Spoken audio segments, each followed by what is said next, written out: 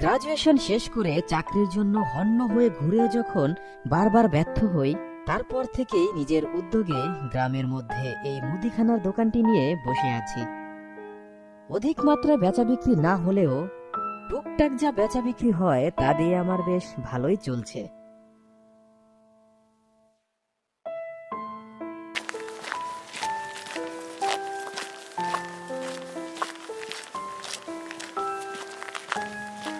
কিছু লাগবে নাকি চাচা? না বাবা, কিছু লাগবে না। তা তুমি কেমন আছো বাবা? জি চাচা, আপনাদের দোয়ায় আলহামদুলিল্লাহ ভালোই আছি। তা আপনার কি অবস্থা এখন?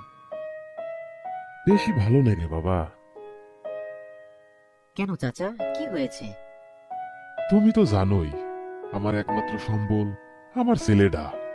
ও কিছুদিন যাবৎ খুবই অসুস্থ। টাকার অভাবে ছেলেটাকে ভালো ডাক্তারও দেখাতে পারতাছি না। তার উপরে আবার সংসারের কত খরচ, সব মিলিয়ে বেশি ভালো নাই রে বাবা।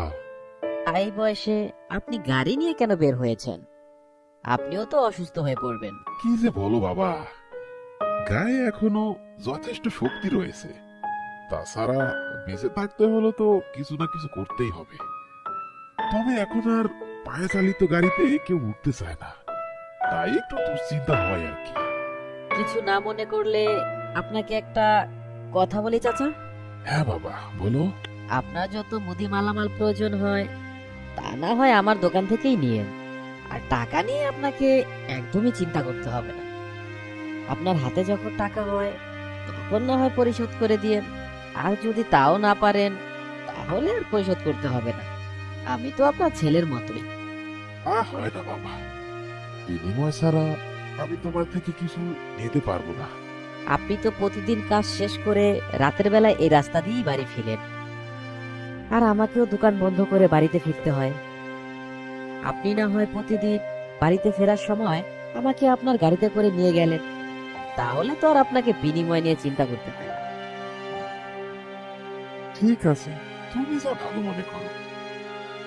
আর এখন বরং আমি আসি, যাওয়ার সময় আমি তোমাকে নিয়ে যাবো নে। ঠিক আছে চাচা, আসেন তাহলে। সালাম চাচার বাড়ি আমার বাড়ির পাশেই। লোকটি দরিদ্র হলেও খুবই সৎ ও নিষ্ঠাবান একজন মানুষ। ছেলেটির অসুস্থতার কারণে এই বৃদ্ধ বয়সেও হাড় ভাঙা পরিশ্রম করে তাকে চলতে হয়। তবে চাচার মায়া জড়ানো মুখখানা দেখলে খুবই কষ্ট হয়। সৃষ্টিকর্তা মানুষকে কত ভালোই না রেখেছেন।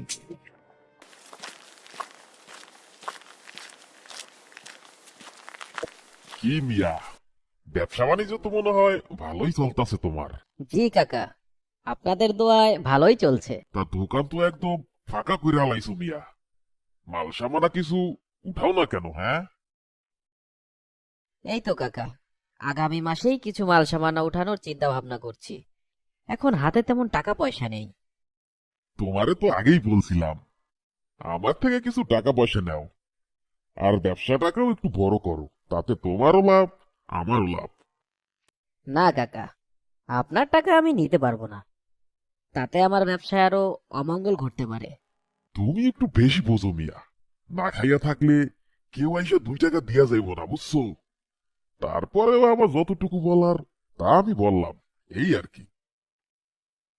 তিনি হলেন জাফর তালুকদার। গ্রামের লোকেরা তাকে অশুভ লোক বলেই গণ্য করে থাকেন, কারণ তিনি সাধারণ মানুষের দারিদ্রতার সুযোগ নিয়ে তাদেরকে মোটা অঙ্কের সুদে টাকা ধার দিয়ে থাকেন। তাই যতটা সম্ভব সকলেই তাকে এড়িয়ে চলার চেষ্টা করে। সেদিন সন্ধ্যার ঠিক পরপরই ভাবলাম আজ না হয় একটু তাড়াতাড়ি বাড়ি ফিরে যান।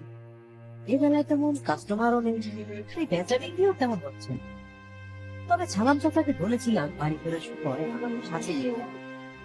তাই সে না আসা অব্দি একটু না হয় অপেক্ষা করি, তারপরে একসাথে বাড়ি ফেরা যায়। বলতে না বলতেই সালাম চাচা এসে হাজির এবং আমাকে ডাকতেই আমি তাকে বললাম, হ্যাঁ চাচা, এখনই আসছি, আমি আপনার জন্য অপেক্ষা করছিলাম। তারপর দোকানটি বন্ধ করে চাচার ভ্যান গাড়িতে উঠে বসলাম।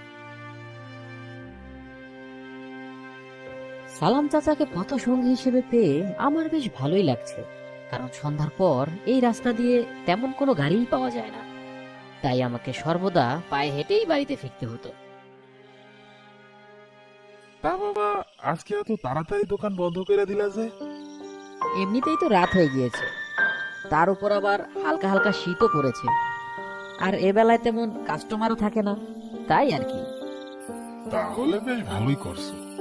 সারাদিন শুধু দোকান নিয়ে বসে থাকলেই তো হবে না, পরিবারকেও তো একটু সময় দিতে হয়। তা চাচা, আপনি ঠিকই বলেছেন। তা আপনার ছেলের এখন কি অবস্থা? ছেলেটার অবস্থা তেমন ভালো না। তাছাড়া ছেলেটার চিকিৎসার জন্য জাফর তালুকদারের থেকে কিছু টাকা ধার আনছিলাম। আজকে সকালবেলা সে আমার বাড়িতে এসে অনেক রাগারাগি করে গিয়েছে, আর বলেছে আগামী 2 দিনের মধ্যে নাকি তার টাকা সুদ সহ পরিশোধ করতে হইব। আমি গরিব মানুষ, এত টাকা 2 দিনের মধ্যে কই পাইব কও? না না চাচা, কাজটা আপনি ঠিক করেননি। তার থেকে আপনি কেন টাকা আনতে গেলেন? কি করবো বাবা কও? ছেলেটার মুখের দিকে তাকাইলে কোনটা ন্যায় আর কোনটা অন্যায় তা স্মরণ থাকে না। চাচা, আমাকে এখানেই নামিয়ে দিন। তারপর গাড়ি থেকে নেমে আমি বাড়িতে চলে গেলাম।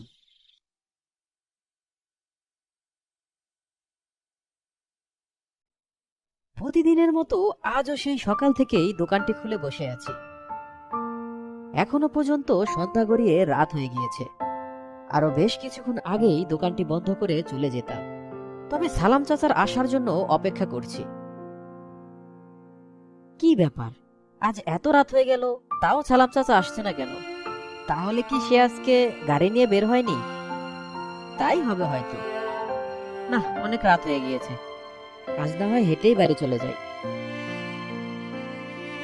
তারপর দোকানটি বন্ধ করে ধীরে ধীরে বাড়ির দিকে হাঁটতে লাগলাম।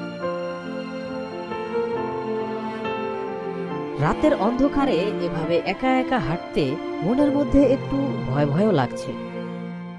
তবে হাঁটতে হাঁটতে যখন কবরস্থানের রাস্তার সামনে আসলাম, তখন ভয় যেন আরো দ্বিগুণ বেড়ে গেল।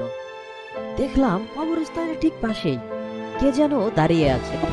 এত রাতে এখানে কে দাঁড়িয়ে আছে? একটু সামনে গিয়ে দেখি তো। আরে, সালাম চাচা না? হ্যাঁ হ্যাঁ, সালাম চাচাই তো। চাচা, আপনি এখানে এত রাতে কবরস্থানের পাশে কি করছেন আপনি? আমার ঠিকানা তো এখন এখানেই রে বাবা, আর আমি তোর জন্য এখানে অপেক্ষা করতেছিলাম। আপনার ঠিকানা এখানে মানে? কি বলছেন কি এসব? বাদ দাও তো এসব, এখন গাড়িতে উঠে বসো, তোমাকে নামিয়ে দিই। যেতে যেতে না হয় কথা হবে।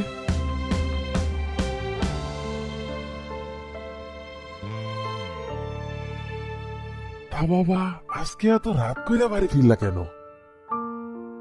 আমি তো আপনার জন্য সেই সন্ধ্যা থেকেই বসে বসে অপেক্ষা করছিলাম, তাই তো দেরি হয়ে গেল। আমার জন্য আর অপেক্ষা কইরো না, আমি চাইলেও আর তোমাকে নিয়ে বাড়ি ফিরতে পারবো না। চাচা, আজ আপনার কি হয়েছে বলুন তো? সেই কখন থেকেই কি সব অদ্ভুত অদ্ভুত কথা বলছেন। এই যে নাও, তোমার বাড়ির সামনে চলে আসছি।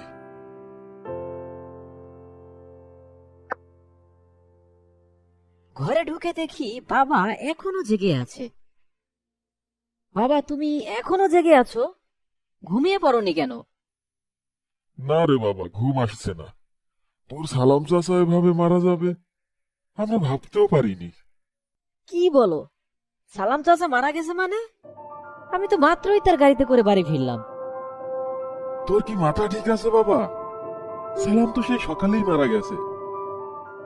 ওই সৎখর জাফর তালুকদারের ধারের টাকা সময় মতো না দিতে পারার কারণে লোকটি সালামের সাথে যা তা ব্যবহার করে। তার এমন জঘন্যতম আচরণ সহ্য করতে না পেরে আজ সকালে সালাম আত্মহত্যা করে। দুপুরের দিকেই আমরা সবাই মিলে তার লাশ ওই কবরস্থানে দাফন করে আসি।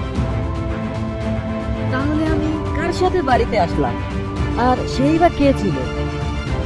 কি সব আবল তাবল বলছি, যা এখন শুয়ে পড়। তারপর আমি ঘুমিয়ে পড়ি ঠিকই, তবে চাচার এমন অনাকাঙ্ক্ষিত মৃত্যু আমাকে কিছুতেই ঘুমাতে দিচ্ছে না।